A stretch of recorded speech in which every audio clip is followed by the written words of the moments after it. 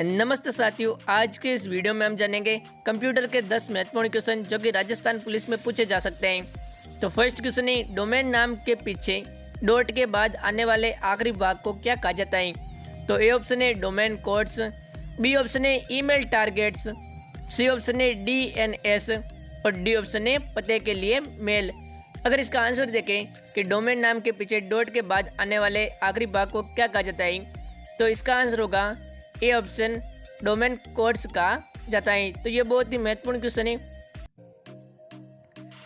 Second question है, जब आप कोई पता टाइप करते हैं जैसे http://www.rpsc.org, तो जो ये ORG का मतलब क्या होता है?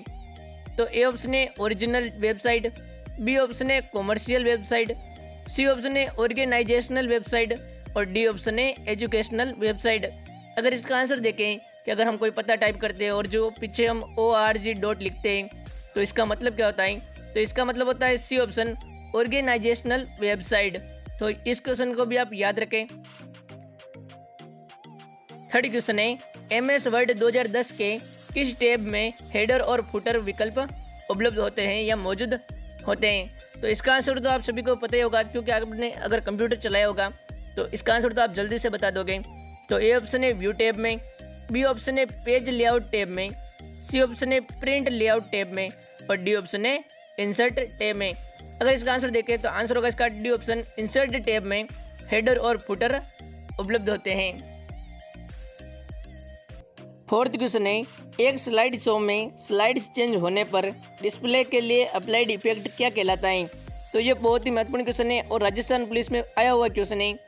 तो ए ऑप्शन है स्लाइड एनिमेशन, बी ऑप्शन है कस्टम एनिमेशन, सी ऑप्शन है कस्टम ट्रांजिशन और डी ऑप्शन है स्लाइड ट्रांजिशन।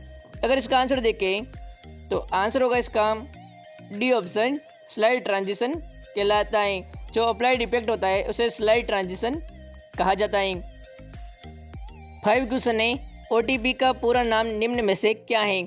तो ए ऑप्शन है one the phone, B option है one time program, C option है आउट टू प्रैक्टिस और डी ऑप्शन है वन टाइम पासवर्ड। तो ये क्वेश्चन तो आप सभी को आता ही होगा और इसका आंसर तो आप सभी को पता ही होगा। अगर इसका आंसर देखें कि OTP का पूरा नाम क्या है, तो आंसर होगा इसका D option, one time password. तो ये भी बहुत ही महत्वपूर्ण क्वेश्चन है और इसका आंसर तो आप ज़्यादातर को पता ही होता है। 6 क्वेश्चन है, नेटवर्क में डेटा ट्रांसफर की गति को किससे मापा जाता है?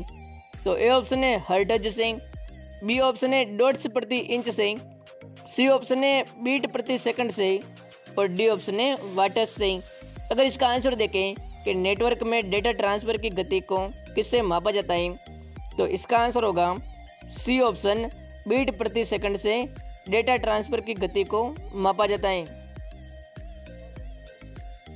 7th क्वेश्चन है, कीबोर्ड पर फंक्शन कुंजों की कुल संख्या निम्न में से कितनी होती है? तो ए ऑप्शन है 10 होती है, बी ऑप्शन है 12 होती है, सी ऑप्शन है 14 होती है और डी ऑप्शन है 9 होती है। अगर इसका आंसर देखें कि कीबोर्ड पर फंक्शन कुंजों की संख्या कितनी होती है, तो इसका आंसर होगा 12 होती है। तो 12 फंक्शन कुंजें होती है। अगर आपने कीबोर्ड चलाया होगा तो आपको पता होगा।